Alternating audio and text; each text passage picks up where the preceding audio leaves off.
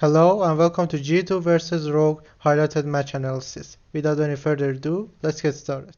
This is round 3 of the map Villa. First, I'm going to show you the whole round, then we'll talk about how G2 attacked this site. Experience they hold between them, it is very hard to write them off. That being said though, I have heard from a couple of sources, I suppose I've had a good chat with one or two of them, they have said, it's still in the learning process, we are still a team that's still trying to gel. Although we had a relatively good run at the EOC, that was really our first week of playing together. So if we saw what they could do back then, and it was pretty successful overall, falling by the wayside to teams like Virtus Pro, who we saw play earlier on today, maybe shockingly not as well as we would have assumed from them.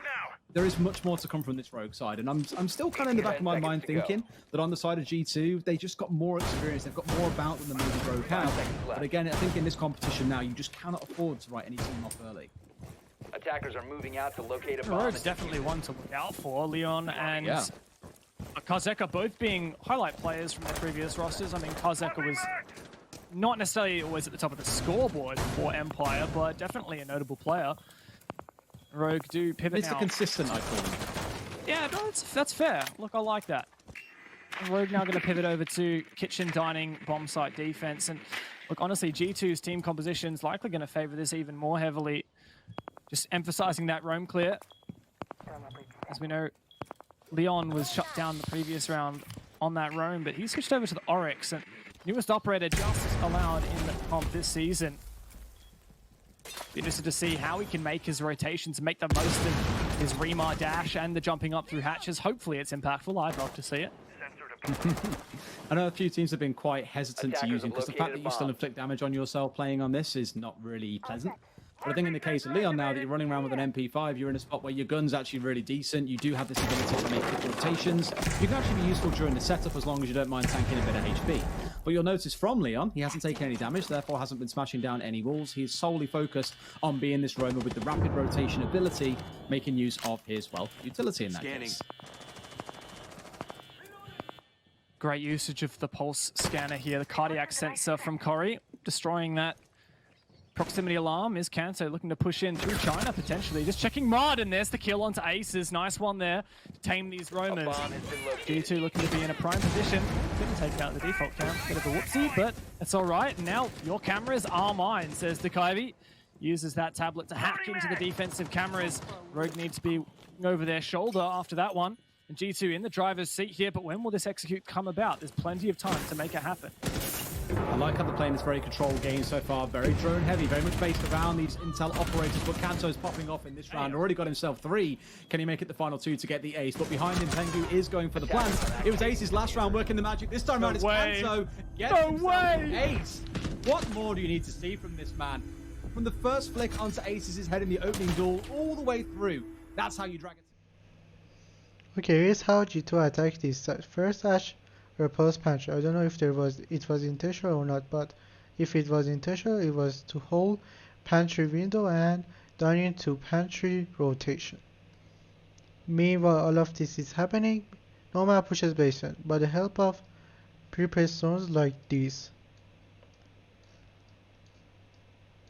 that cover the whole basement in rotation from basement.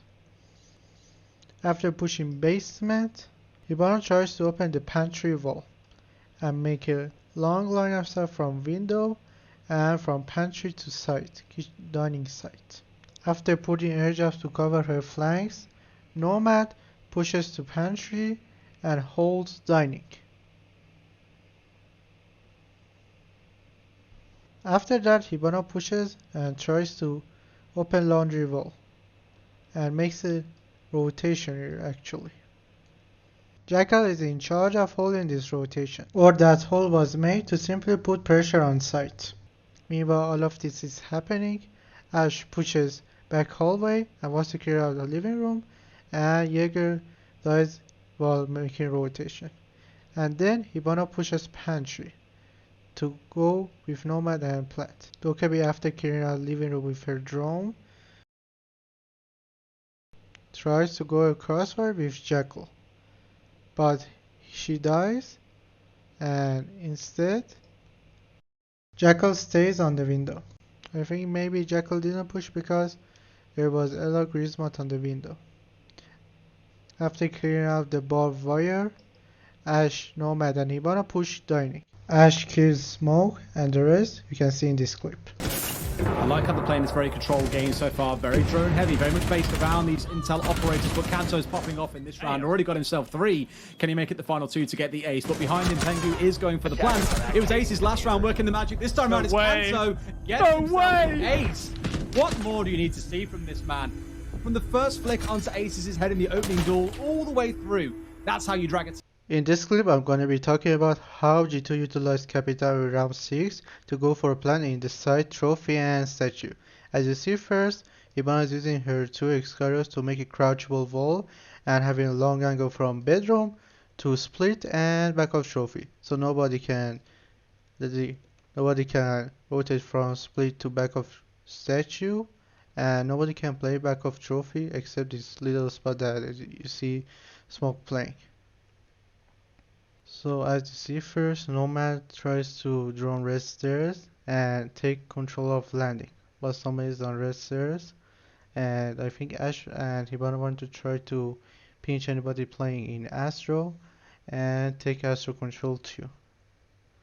But they changed the attack strategy after Hibana drones Astro, and Nomad goes 90. First goes study and then 90, so they can pinch from 90 and resters to kill anybody playing around landing and pressure defenders in trophy. As you see, this is a hole Hibana made, so you can see only the defender's head and you can throw projectiles if you want. They're just waiting for Nomad to get in place and they can go for execute. As you see, the whole defenders are sectioned off, and they can't rotate from here because they're gonna firebolt and use smoke here. They can't rotate from landing because first Ash is gonna take it and then they're gonna use firebolt and smoke. You have another rotate which is from all the way from bathroom to bedroom and statue, which Hibana from walk-in closet is gonna watch bathroom. So by realizing that, if defenders realized that sooner, they could have played aggressively around 90 and landing, because they don't have a lot of plant denial. Smoke using his first smoke canister to deny entry to site, and then Jackal throws his first smoke, that full smoke that somebody is pushing from this crouchable hole, and waste another smoke canister. So now they use firebolt and smoke here as you see and go for plant, while Ash pushes from red stairs with Nomad probably here to go for a refrag, anybody playing in Wolf, and then go for a kill on these 2 guys so they can't deny plant. Good job by G2 utilizing Capitao to go for plant in trophy and statue. Now let's talk about gadget spots and angles. But you need to bring an IQ to counter them. So just by banning the Valkyrie, it completely eliminates the need for the IQ completely. Okay, but why is this gadget spot good? First, it can see aviator, it can see the whole study, and it can shoot Escaroses that are here. But why is Escaros very important in that spot? Because you can cut off rotation from vault into aviator. And if you want to destroy that evil eye, you need to first destroy the shield, and where is Vamai playing on top of main stairs. As you see, there are 2 Jaeger ADSs supporting Vamai. And on top of that, Jaeger is on main stairs supporting Vamai from anybody pushing from lobby. You can use this table to create angles. A good flashbang angle to burn ADS. This is not very useful, but good to know.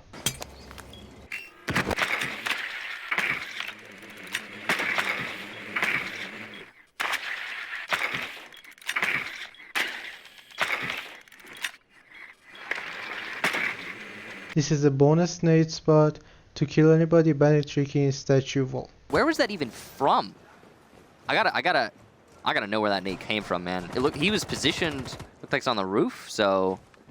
Oh wow. It was through the skylight and he arced it from the other side of the roof. What? That is crazy. Look at that.